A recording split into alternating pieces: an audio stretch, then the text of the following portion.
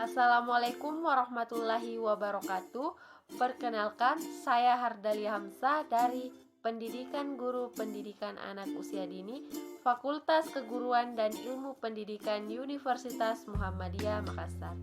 Nah, kali ini saya akan menjelaskan materi yang berjudul Metode Pembelajaran Sains untuk Anak Usia Dini. Silahkan disimak ya.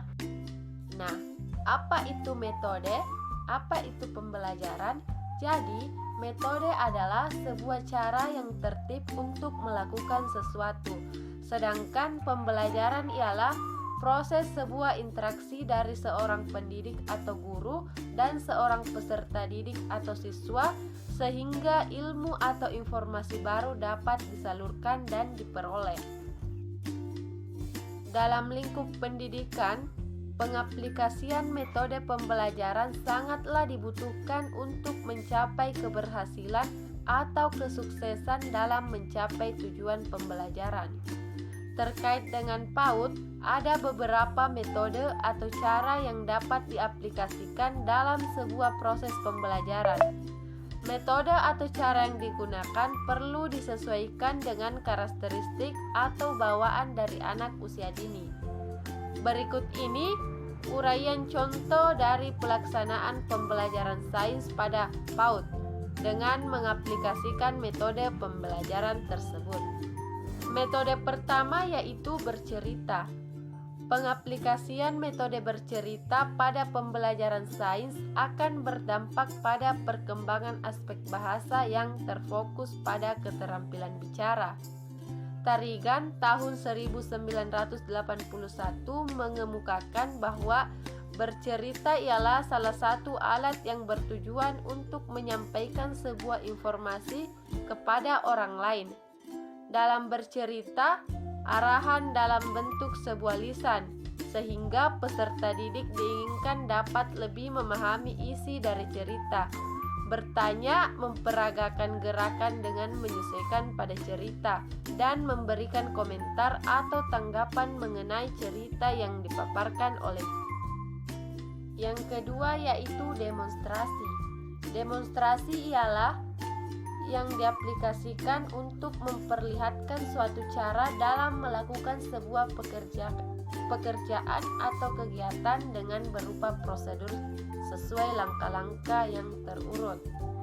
Metode demonstran menurut Jamara tahun 2006 ialah cara pemberian pembelajaran dengan menunjukkan pertunjukan kepada anak didik suatu proses, situasi atau media tertentu yang sedang dipelajari, baik asli ataupun tiruan. Yang ketiga yaitu bercakap-cakap. Metode bercakap-cakap menurut Halbrand Latif tahun 2013 merupakan sebuah proses belajar di mana anak dapat saling mengomunikasikan pikiran dan juga perasaan secara verbal atau melaksanakan kemampuan bahasa resensif dan bahasa ekspresif. Menurut Mosley Catton tahun 2004, bercakap-cakap dapat diartikan ialah komunikasi lisan antara anak dengan guru atau antara anak dengan anak melalui kegiatan monolog atau dialog. Yang keempat ialah pemberian tugas. Metode pemberian tugas menurut Mosley Catton tahun 2004 adalah tugas atau pekerjaan yang sengaja diberikan pada anak TK yang harus dikerjakan dengan baik. Pemberian tugas diberikan oleh pendidik untuk memberikan sebuah pengalaman yang dapat dirasakan secara nyata oleh anak dengan cara memberikan kesempatan pada mereka untuk menuntaskan tugas yang diberikan sesuai dengan apa yang diarahkan. Yang kelima yaitu sosiodrama atau bermain peran. Metode sosiodrama atau role playing adalah sebuah metode mengajar yang dilakukan untuk mengembangkan imajinasi, kemampuan berekspresi, berkreasi sesuai dengan tokoh atau benda yang diperankan dalam sebuah cerita. Biasanya, metode ini dilakukan pembelajaran kelompok. Pengaplikasian metode ini ditunjukkan untuk mencapai aspek perkembangan bahasa, sosial emosional, kognitif, dan seni pada peserta didik. Yang keenam yaitu karya wisata. Moslekaton tahun 2004 mengemukakan bahwa metode karya wisata ialah salah satu metode pembelajaran di taman kanak-kanak yang dilakukan dengan cara mengamati dunia sesuai dengan apa yang ada secara langsung. Dalam pembelajaran anak usia dini, mengamati suatu benda atau objek dapat dilakukan dengan cara mendekati objek secara langsung yang dipercaya sebagai sebuah sumber informasi dengan menyesuaikan tema yang dipelajari atau diberikan. Pengamatan secara langsung dapat dilaksanakan peserta didik dengan melibatkan langsung panca inderanya.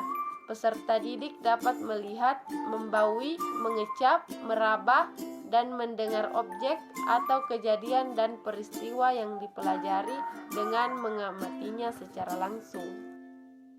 Yang ketujuh yaitu proyek. Moslekaton tahun 2004 mengemukakan bahwa metode proyek ialah metode pembelajaran yang dapat melatih anak menerima tanggung jawab dan anak mampu berpikir kreatif sesuai dengan ide-ide yang untuk mengembangkan kreatif dalam melaksanakan pekerjaan yang menjadi bagian proyek sampai selesai. Proyek adalah sebuah tugas yang diberikan pendidik untuk anak didik untuk diselesaikan dalam jangka waktu yang telah ditentukan. Metode proyek dapat dilakukan secara individu atau kelompok. Dan yang terakhir adalah eksperimen. Menurut Asmanani tahun 2009, metode eksperimen adalah metode pembelajaran yang mendorong dan memberikan anak kesempatan untuk melakukan sebuah percobaan sendiri. Dan secara langsung, anak akan mengetahui, membuktikan sendiri hasil dari percobaan yang dilakukan.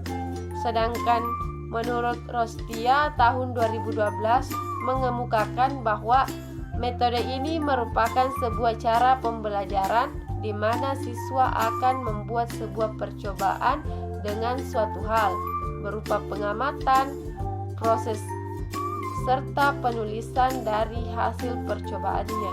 Setelah itu hasilnya akan ditunjukkan di kelas dan langsung dievaluasi oleh guru.